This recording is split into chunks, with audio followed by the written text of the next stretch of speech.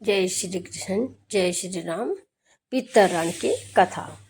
तो श्री कृष्ण भगवान ने कहा कि आत्मा कभी मरती नहीं, ये बस एक शरीर से दूसरे शरीर में बदलती है। तो इसीलिए आप अपने पूर्वजों को जब भी कुछ अर्पित करते हैं तो वो उन्हें मिलता है।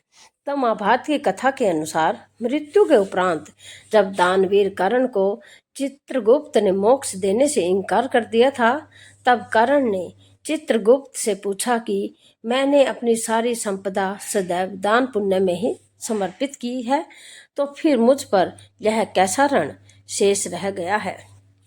तब चित्रगुप्त ने बताया कि राजन, आपने देव ऋण और ऋषि ऋण को तो चुकता कर दिया है, परंतु आप पर पितृ ऋण शेष है। आपने अपने काल में संपदा एवं सोने का दान किया है, अन्न का दान नहीं किया। जब तक आप यह ऋण नहीं उतारते आपको मोक्ष मिलना संभव नहीं है।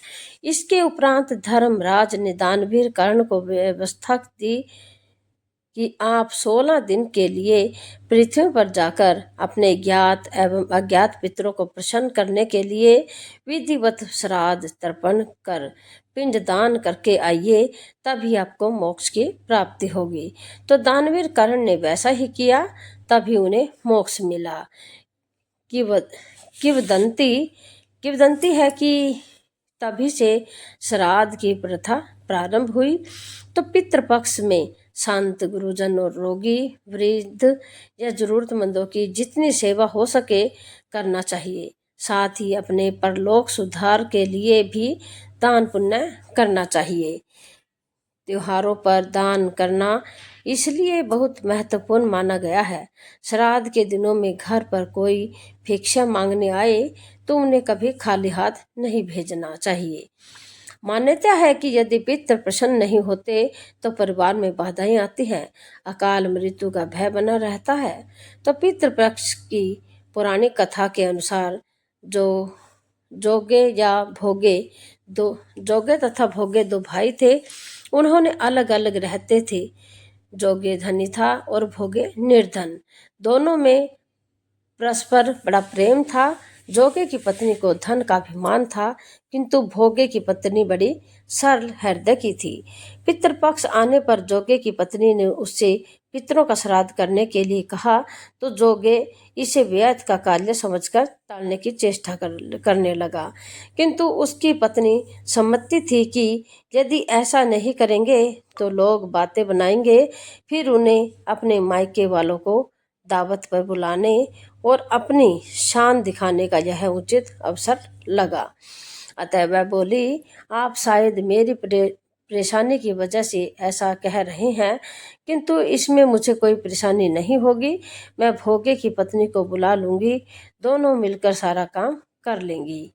फिर उसने जोगे को अपने पीहर न्योता देने के लिए भेज दिया। दूसरे दिन उसके बुलाने पर भोगे की पत्नी सुबह सवेरे आकर काम में जुट गई।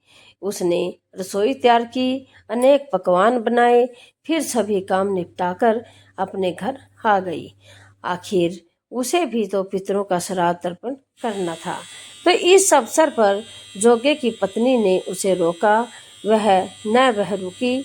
शीघ्र ही दोपहर हो गई। पितर भूमि पर उतरे। जोगे भोगे के पितर पहले जोगे के यहाँ गए तो क्या देखते हैं कि उसके ससुराल वाले वहाँ भोजन पर जुटे हुए हैं। निराश होकर वे भोगे के यहाँ गए। वहाँ क्या था, मात्र पितरों के नाम पर अग्यारी दे दी गई थी। पितरों ने उसकी राख चाटी और भूखे ही नदी के तट पर जा पहुंचे। थोड़ी देर में सारे पितर इकट्ठे हो गए और अपने अपने यहाँ के श्राद्धों की बड़ाई करने लगे। जोगे भोगे के पितरों ने भी अपनी आप बीती सुनाई। फिर वे सोचने लगे, अगर भोगे समर्थ होता तो शायद उन्हें भूखा न रहना पड़ता, मगर भोगे के घर में तो 2 जून की रोटी भी खाने को नहीं थी। यही सब सोचकर उन्हें भोगे पर दया आ गई। अचानक वे नाच नाच कर गाने लगे, भोगे के घर धन हो जाए, भोगे के घर धन हो जाए। सांझ होने को हुई। भोगे के बच्चों को कुछ भी खाने को नहीं मिला था। उन्होंने माँ से कहा, भूख लगी है। तब उन्हें टालने की गरज से भोगे की पत्नी ने कहा, जाओ, आंगन में होदी ओदी रखी है, उसे जाकर खोद लो और जो कुछ मिले बांट कर खा लेना। बच्चे वहां पहुंचे तो क्या देखते हैं कि होदी मोहरे से भरी पड़ी है। वे दौड़े दौड़े माँ के पास पहुंचे और उसे सारी बातें बताई। आंगन में आकर भोगे की पत्नी ने यह सब कुछ देखा तो वह हैरान रह गई। इस प्रकार भोगे भी धनी हो गया, मगर धन पाकर वह घमंडी नहीं हुआ।